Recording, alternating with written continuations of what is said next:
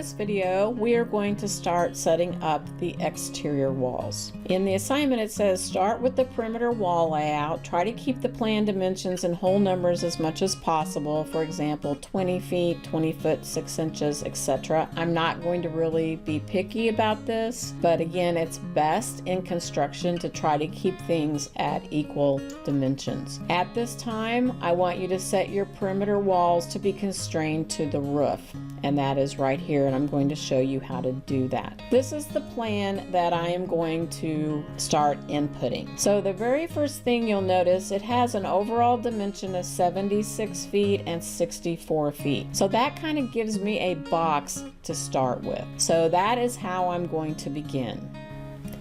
So I'm going to come back to my Revit drawing. I'm going to go to wall, and I'm just going to use the brick wall.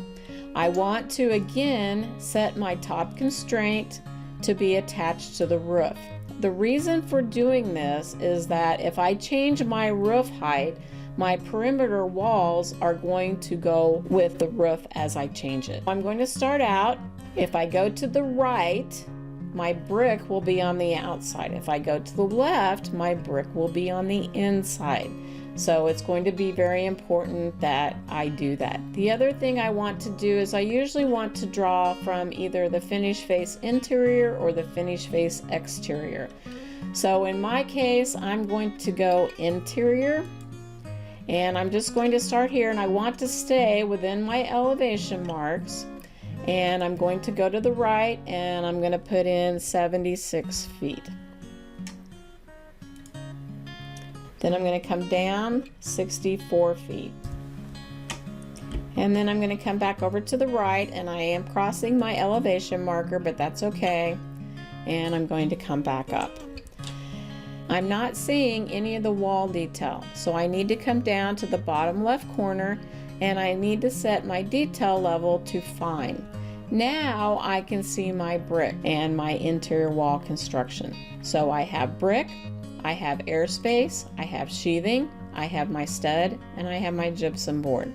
I highly suggest you turn on your detail level to make sure that you do have it to the correct direction. Right now, you notice I had done 76 feet to the interior. My temporary dimension, if I pick on this wall, is showing 76 feet 11 and 1/8. If I click on these nodes to move it to the interior, now you see it's actually 76. And the same here, if I click on my nodes, you'll see it's 64 feet. The next thing I want to do is I want to make sure and get this elevation mark out of my house. So I'm going to grab it, the entire thing, and I'm just going to pull it outside. If I leave it inside, if I go to look at that elevation, it's going to show me basically a section of my house. The next thing I always like to do at this point is I like to do a 3D view, and that looks good. It's always good to go back and forth. So I'm going to come back to my floor plans in my project browser, and I'm going to go back to first floor. Then I'm going to go back and I'm going to look at my plan. Again, I don't really know the exact dimensions of all these ins and outs.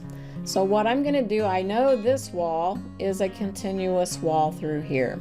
If I look in here, you can see I've got a bathroom that is 9'8" and is 15 feet in this direction. So I can kind of make an estimate of what this dimension across here is going to be. And just for simplicity's sake, because I do need to take into consideration this wall thickness here, I'm going to select 10 feet and 15 feet, which is 25 feet, which is going to be the interior. So then I would go back to my plan, go back to my wall type, and I'm just going to kind of place this in here for right now. And I'm not going to worry about that it's the right dimension, because I can come in here, and again I want 25 feet on the interior, and I can move that wall after I place it. I am going to go to my modify, and I'm going to go ahead and connect this wall. So I know that this wall comes all the way through, as you can see here on my plan, and the 64 comes all the way out here. So now I pretty much have this rectangle here.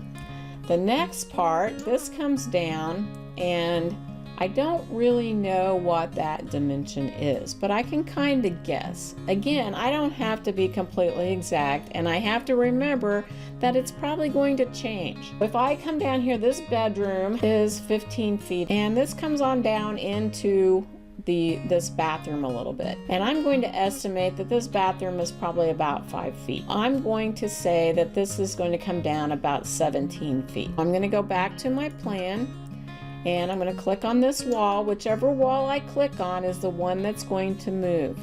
So I'm going to go to the inside, and I'm going to change this to 17 feet.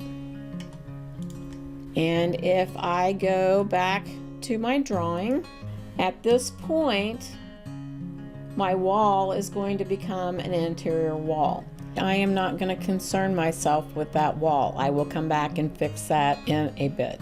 To make this a little bit easier, I am going to put my Revit file and my drawing file next to each other so that I can keep a little bit better track of where I'm at.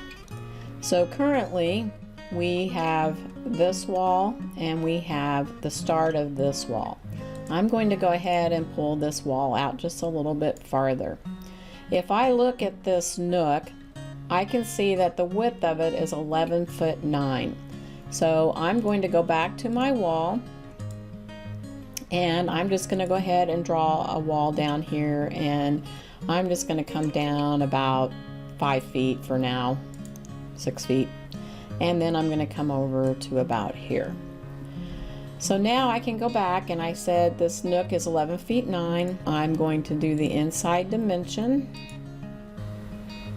at 12 feet. And like I said, this I came down about 6 feet, something like that for this wall. Now I have drawn the rectangle. I have drawn this wall. I have this wall and I have this wall. I know that this bathtub is 5 feet long, and this looks to be about probably a foot offset here, so I'm going to guess the outside of this is about 6 feet. I'm going to again come in with my wall, and I'm going to come down about 5 feet or so, and then I'm going to come over to this wall, and I'm going to go ahead and use my modify tool and connect these two walls. So the first thing I can do is I can look here, and this living room is 19 feet 8 wide in this direction, and this bedroom is 11 feet 2. If I add those together, that's right at 30 feet. So I'm going to set this wall, and I'm going to set it at 30 feet. And then that's going to leave me about 8 feet here.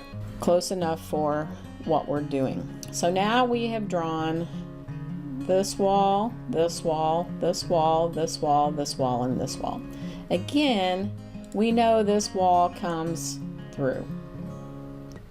Now it doesn't necessarily come all the way down to here, but we'll take care of that in a minute. So now I want to go back and kind of work this direction. I know that this was my complete distance out. I'm going to estimate that this is about 2 feet. So I can use my offset command, and I can put in 2 feet, and I can pick this wall, and I can go that direction. So now I have a 2-foot offset here. And then I don't really know what the width of this is, but I'm going to guess those windows are probably about a total of 9 feet, so probably maybe 12 feet, something like that. I'm going to come in with a wall right about here, and I'm not going to again be too concerned about it. Again, I want to make sure I have my brick on the outside, which I do. So this one, when I draw over here, I'm going to want to go the opposite direction. And then again, I'm going to use my modify tool to clean this up. So I'm going to click here, here, here, here, here, here, and I'm going to say unjoin, and then I'm going to click right here. Then I can come in and I can break this wall, and again I can use my fillet to join those two walls. Now the thing I want to do is I want to make sure I have equal distance here. So I'm going to click on this one, and then this one I want to go outside to outside.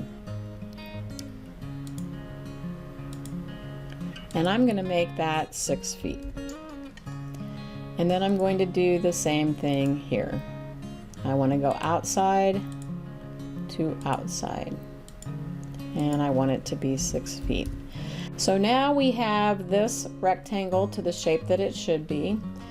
If we scroll this over, I believe I want to start over on the right hand side at this point. I can probably assume that this is about 3 foot, 3 foot, and 2 foot 6. So that is approximately 9 feet. And then this one again is also 9 feet. And then I want to say that this closet is about 5 feet. So if I have 9 feet, 9 feet, and 5 feet, I have 23 feet. I'm going to offset this wall, and I'm going to put in 23 feet. And I want to make sure it goes down. And then I also need to switch the side of the brick. And I'm going to join these two together and leave it about like that for now.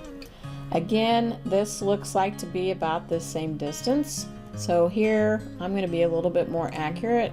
I'm going to go back and go outside to outside again, and I'm going to set this at 5 feet. Then I want to have a 5 foot offset here. So I'm going to go to my wall, and I'm going to come off of here.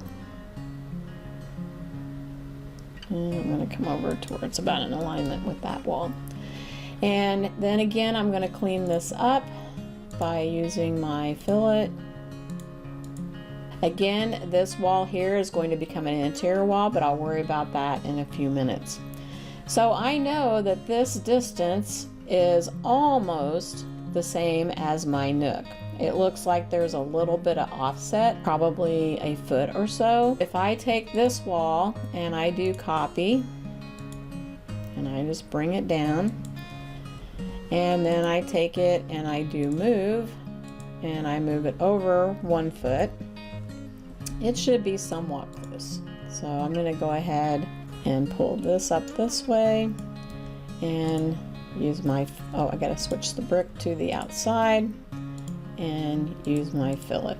Again, this probably looks to be about 5 feet, so I'm going to do copy, and I'm going to come up and just stick it in there for now and bring it over to here and bring this over to here and use my fillet again to join that together. And I said I wanted that to be about 5 feet off of there, so if I drag this again, I can go outside to outside and make that about 5 feet. Now, again, this is a very rough estimate of what this looks like. I anticipate that it is going to change. So the first thing I want to do to continue on from this point is I want to go ahead and fix these walls because I don't want them there. So I'm going to click on my split up here, split element, and I'm going to click there and I'm going to click there. Then I'm going to go back to my tools and I'm going to join these walls. Now I know that I have this in alignment, I have this off by about a foot, I have these in alignment, I have the same distance in, and now I am ready to come in and start doing my interior walls. But before I continue on, there are a couple of things that I need to make sure that I do. One is I want to save my drawing at this point. I've done a lot of work here and I don't want to lose this work. The next thing I want to do is I want to go to my 3D view and I want to make sure everything looks okay. All the walls are the same height. They all look like they have the brick on the outside. And if I can't really tell from that, if I go down here to the visual style hidden line, which is next to the detail, and I change this to realistic, then I can actually see that I do have the brick on the outside all the way around. So now we are ready to move on to the interior walls, and that will be in the next video.